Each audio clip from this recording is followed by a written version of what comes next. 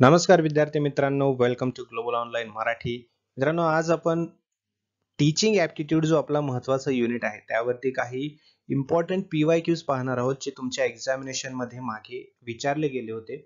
आता या कन्सेप्टमध्ये आपण बघणार आहोत की आपल्या टीचिंग ॲप्टिट्यूड मध्ये जे प्रश्न विचारले गेले होते त्यावरून आपले कन्सेप्ट कसे क्लिअर होतात आणि कुठल्या कन्सेप्ट वरती आपल्याला जास्त जोर द्यायचा या सर्व गोष्टी आपल्याला कळणार आहेत. ठीक आहे, त्यामुळे हा सेशन सर्वांनी शेवटपर्यंत बघा, कारण यामधून तुम्हाला भरपूर साऱ्या गोष्टी कळणार आहेत, भरपूर सारं नॉलेज मिळणार आहे, कन्सेप्ट क्लिअर होणार आहे. ठीक आहे, आणि एक्झामिनेशनच्या दृष्टिकोनातून अत्यंत महत्त्वाचे हे प्रश्न आहेत. राईट. आणखीन एक अत्यंत महत्त्वाची गोष्ट तुम्हाला सांगू इच्छितो, जे विद्यार्थी 2026 महाराष्ट्र सेट एक्झामिनेशन साठी तयारी करत आहेत त्यांच्यासाठी पेपर 1 ची नवीन बॅच आपली सुरू होत आहे येत्या 7 जुलै पासून, म्हणजेच मंडे पासून, आपल्या सोमवार पासून. यामध्ये तुम्हाला संपूर्ण अभ्यासक्रमावरती notes, mock test, MCQ PYQ चं PDF, लाईव्ह सेशन्स यामध्ये मिळतील, ज्यामध्ये तुमचे पूर्ण कन्सेप्ट क्लिअर होतील. राईट. आणि भरपूर सारे असे प्रश्न मिळणार आहेत ज्याची प्रॅक्टिस करून तुम्ही तुमचा कॉन्फिडन्स बिल्डअप करू शकता. राईट. सो 7 तारखेपासून ही बॅच सुरू होत आहे. या दिलेल्या नंबरवरती तुम्ही कॉन्टॅक्ट करू शकता आणि तुम्ही हा कोर्स जॉईन करू शकता. किंवा आणखीन एक ऑप्शन आहे, तुम्ही ग्लोबल ऑनलाईन ॲप डाउनलोड करा, त्या ॲपच्या थ्रू सुद्धा तुम्ही हा कोर्स जॉईन करू शकता. Dot dot dot is very important in process of learning. शिकण्याच्या प्रक्रियेत खूप महत्त्वाचे आहे. Dot dot dot dot dot काय आहे? स्कूल ॲटमॉस्फिअर म्हणजे शाळेतील वातावरण, पायाभूत सुविधा, पूर्वीचे ज्ञान की शिक्षकाचे व्यक्तिमत्व. तर यामध्ये पूर्वीचं ज्ञान खूप जास्त महत्त्वाचं आहे. कुठे? शिकण्याच्या प्रक्रियेमध्ये. ठीक आहे. 7 ऑगस्ट 2011चा हा प्रश्न आहे. अर्थपूर्ण अध्ययनाचा सर्वोत्कृष्ट दर्शक म्हणजे काय? ए. परीक्षेत 80% अधिक गुण संपादनाची क्षमता. बी. एकही चूक न करता शिकलेला आशय अभिव्यक्त करण्याची क्षमता. सी. ज्ञानाचे समस्या निराकरणात उपाययोजन करण्याची क्षमता. आणि डी. ज्ञानाची दीर्घकाळ धारणा व यादृच्छिकरित्या प्रत्यावाहनाची क्षमता. तर याचा राईट आन्सर आहे ऑप्शन सी, कारण ज्ञानाचे समस्या निराकरणात उपाययोजन करण्याची क्षमता म्हणजे तुमचं जे ज्ञान आहे त्याला तुम्ही प्रॉब्लेम सॉल्व्ह करण्यासाठी वापरत आहात, है ना. अर्थपूर्ण अध्ययन जर म्हटलं तर ते केवळ पाठांतर आहे का? है ना. 80% गुण हे पाठांतर करून सुद्धा घेऊ शकतो आपण, बरोबर ना. शिकलेल्या गोष्टीवर खोलवर म्हणजे डीपली अर्थ समजून घेणं हे जास्त गरजेचं आहे आणि त्याचा उपयोग प्रत्यक्षात करून घेणं आयुष्यामध्ये किंवा नवीन परिस्थितीमध्ये प्रॉब्लेम सॉल्व्ह करण्यासाठी, है ना. ही अध्ययनाची अर्थपूर्ण काय असते? क्षमता असते. म्हणजे तुमची क्षमता त्याच्यामुळे वाढत असते. राईट. मग एखादा विद्यार्थी जर एखाद्या प्रॉब्लेम वरती योग्य तो विचार करून जर तो सोल्युशन काढत असेल तर त्याचा खरा अर्थ आहे असं म्हटलं जातं. ठीक आहे. त्यामुळे आपलं ऑप्शन सी जे आहे ते बरोबर आहे. चांगल्या धारणेची खात्री खालीलपैकी कशामुळे देता येते? शिक्षकाच्या दृक साधनांचा वापर म्हणजे use of visual aids by teacher, विद्यार्थ्यांच्या सक्रिय सहभाग, सुसंबद्ध उदाहरणांचा वापर आणि लास्टली अर्थपूर्ण अध्ययन अनुभूती. ठीक आहे. त्याचा राईट आन्सर आहे ऑप्शन डी, अर्थपूर्ण अध्ययन अनुभूती, मीनिंग लर्निंग एक्सपिरियन्स. ठीक आहे. अध्ययनाबाबत सध्याचा विचार कोणता? ए. अध्ययनकर्त्यांचे मन हे रिकामे भांडे आहे व शिक्षक त्यात ज्ञान भरतो. बी. प्रत्येक अध्ययनकर्ता त्याच्या पूर्वज्ञानाच्या आधारे संकल्पना तयार करतो. सी. अध्ययनकर्ता शिक्षकांनी दिलेली माहिती उत्सुकतेने ग्रहण करतो. आणि डी.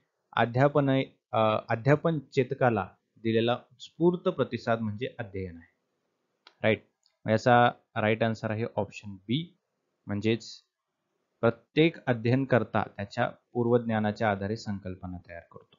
ठीक आहे. हे बरोबर आहे, एक्झॅक्टली बरोबर आहे. कारण आजच्या शिक्षण पद्धतीमध्ये है ना, शिकणे हे पूर्वज्ञान आणि नवीन माहिती याच्यातील संबंधातून घडत असते, याच्या in between that two things. आणि जेव्हा विद्यार्थी आपल्या आधीच्या अनुभवावर है ना, किंवा पूर्वीच्या ज्ञानावर किंवा त्याच्या आधारावर नवीन माहिती समजून घेत असेल आणि त्याला नवीन संकल्पना त्याच्यामध्ये चेंजेस करायचे असतील किंवा रूपांतरित करत असेल, है ना, तर तो जास्त इफेक्टिव्ह आहे. म्हणजेच त्याचा संबंध आहे सध्याच्या विचाराबाबत, राईट. त्यामुळे शिक्षक प्रक्रिया एक सक्रिय असते आणि व्यक्तिकृत अनुभव बनते. आलं लक्षात? पुढचा प्रश्न आहे बघा. हा जो प्रश्न आहे तो इंट्रिन्सिक मोटिवेशनचा आहे. ठीक आहे. इंट्रिन्सिक मोटिवेशन जे आपण थेरी लेक्चर्स मध्ये सुद्धा पाहिलेलं आहे. इंट्रिन्सिक मोटिवेशन म्हणजे तुमचं आंतरिक प्रेरणा, है ना, इंटरनल तुमचं मोटिवेशन. खालील पैकी कोणते उदाहरण आंतरिक प्रेरणेचे नाही असं विचारले. ठीक आहे. Vishal is interested in chemistry. Sunita is curious to know about innovations in her subject. सुनीताला तिच्या विषयातील नवोपक्रम जाणून घेण्याची उत्सुकता आहे. सी, परीक्षेला बसण्यास पात्र व्हावे यासाठी रवी प्रकल्प पूर्ण करतो. की विक्रीच्या व्यवसायात प्रवेश करण्याची इच्छा असल्यामुळे तृप्ता किंवा तृप्ताच आहे वाटतं, हा, तृप्ता संप्रेषण विषयाची निवड करते. तर याचा राईट आन्सर आहे रवी बद्दल. परीक्षेला बसण्यास पात्र व्हावे यासाठी रवी प्रकल्प पूर्ण करतोय, है ना. हे काय आहे? इंट्रिन्सिक मोटिवेशन आहे. हे आंतरिक तुमची प्रेरणा आहे, तुमची इंटरनल भावना आहे. ठीक आहे. खालीलपैकी कोणती गोष्ट चांगल्या अध्यापनासाठी अत्यावश्यक नाही? बघा, असं कधी कधी घोळ होतं बरं का. नॉट लिहिलेलं आहे ना, नॉट कडे लक्ष द्यायचं आहे. मानवी संबंध विषयक कौशल्य, संप्रेषण कौशल्य, आकर्षक व्यक्तिमत्व की योग्य अध्यापन पद्धतीचे ज्ञान. बरोबर. तर यामध्ये राईट आन्सर आहे तुमचं अट्रॅक्टिव्ह पर्सनॅलिटी, आकर्षक व्यक्तिमत्व जे आहे, बरोबर, हे इसेन्शियल पॉइंट आहे. इसेन्शियल पॉइंट नाही गुड टीचिंग साठी. ठीक आहे. आकर्षक व्यक्तिमत्वापेक्षा human relation skills, communication skills, appropriate knowledge तुम्हाला असणं हे खूप जास्त गरजेचं आहे. विमर्शी स्तरावरील अध्यापन, reflective level teaching is. Levels of टीचिंगचा प्रश्न आहे. तर रिफ्लेक्टिव्ह लेवल ऑफ टीचिंग याचा अर्थ आहे शिक्षक केंद्रही नसते, तसेच विषय केंद्रही नसते. ते कोणतं केंद्र असतं? अध्ययनार्थी केंद्रीय असते. ठीक आहे. टीचर सेंटर्ड ही नाही आणि सब्जेक्ट सेंटरही नाही. तो लर्नर सेंटर आहे, जो शिकणार आहे त्याच्या उद्देशाने रिफ्लेक्टिव्ह लेवल चालतं. ठीक आहे. द ॲडल्ट लर्नर इज, बघा 23 जूनचा प्रश्न आहे 2019 मधला. प्रौढ अध्ययनार्थी कोण आहे? पीर मोटिवेटेड, सहाध्यायी प्रेरित असतो, सेल्फ मोटिवेटेड स्वयंप्रेरित असतो, फॅमिली मोटिवेटेड कुटुंब प्रेरित असतो, की सोसायटी मोटिवेटेड म्हणजे समाज प्रेरित असतो. ॲडल्ट लर्नर प्रौढ विचारलंय. ठीक आहे. प्रौढ व्यक्ती जो आहे तो जो लर्नर आहे तो ऑब्व्हियसली सेल्फ मोटिवेटेड असतो, स्वयंप्रेरित असतो. ठीक आहे. त्याला स्वतःला मोटिवेट करता येतं, स्वतः तो काही कार्य करण्यासाठी सक्षम असतो, है ना, स्वतः प्रॉब्लेम सॉल्व्ह करत असतो, त्यामुळे याला सेल्फ मोटिवेटेड म्हटलं जातं. अध्यापनाच्या आधुनिक सहाय्यभूत प्रणालीमध्ये डॉट डॉटचा समावेश होतो. Smart board, green board, chart की मॅप्स, है ना. मॉडर्न टीचिंग सपोर्ट सिस्टीम म्हटलं तर त्याच्यात ग्रीन बोर्ड असेल का? ग्रीन बोर्डवर सुद्धा चॉकच लागतो, है ना. चार्ट, मॅप्स, है ना, हे कसे आहेत?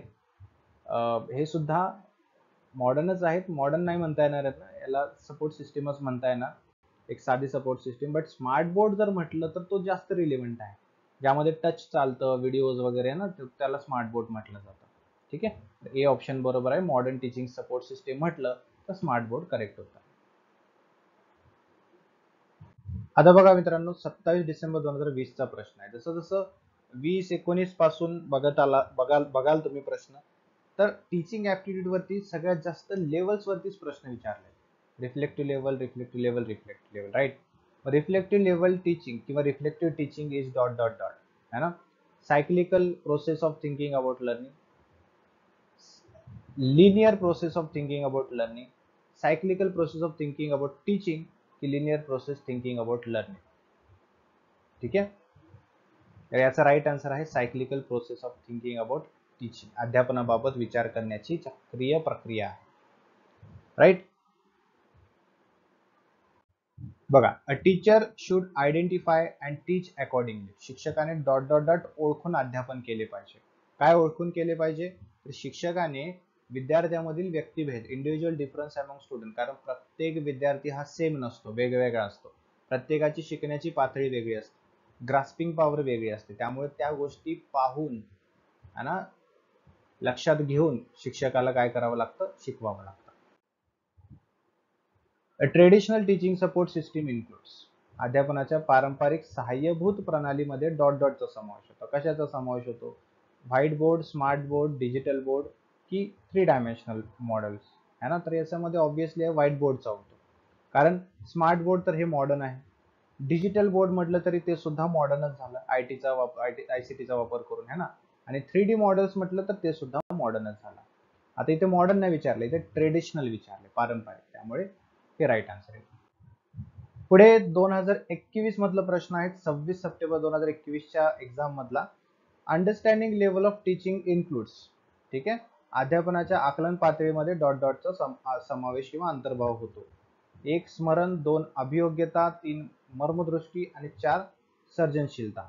ठीक आहे, ऑप्शन्स आहेत 1 आणि 2 म्हणजे स्मरण आणि अभियोग्यता, 2 आणि 3 म्हणजे मर्मदृष्टी आणि सर्जनशीलता, 1 आणि 3 म्हणजे स्मरण आणि मर्मदृष्टी, की 2 आणि 4 म्हणजे अभियोग्यता आणि सर्जनशीलता. तर याचा राईट आन्सर आहे 1 आणि 3. ठीक आहे, मेमरी इनसाइट आपण थेअरी सेशन मध्ये सुद्धा पाहिलेलं आहे. ठीक आहे, मेमरी प्लस इनसाइट पूर्ण understanding level, memory level, reflective level सर्व डिटेल मध्ये पाहिलेलं आहे. ठीक आहे, तुम्ही जर नवीन असाल या सेशन मध्ये तर तुम्हाला सांगू इच्छितो, आपले थेअरी सेशन्स मध्ये आपण या सर्व गोष्टी कव्हर करतो, जे एक्झामिनेशन मध्ये विचारलेले आहे त्या सर्व गोष्टी आपण कव्हर केलेल्या आहेत.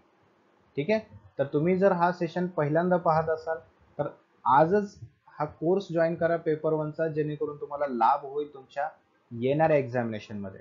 ठीक आहे, अजिबात चान्स मिस करू नका. डॉट डॉटचा उपयोग करून इतिहास हा विषय शिकवता येत नाही. डिजिटल तक्ते, नकाशे, दिग्दर्शन पद्धती की भूमिका पालन.